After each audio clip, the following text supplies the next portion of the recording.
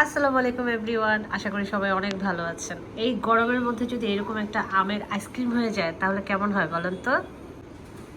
আমি সারা মাসের জন্য আম রিজার্ভ করে রাখি। বক্স ভরে ভরে পাকা আম ফ্রিজে রেখে দিই ডিপে। ডিপে থাকার কারণে এটার মধ্যে এমনিতে একটা আইসি ভাব থাকে, আর ওই আইসি ভাবটা যদি ব্লেন্ডারে সুন্দর করে ব্লেন্ড করা যায় তাহলে তার কথাই নাই, একদম ক্রিমি একটা আইসক্রিম রেডি হয়ে যায়। আর এই গরমের মধ্যে ঠান্ডা ঠান্ডা আমের আইসক্রিম দারুণ দারুণ।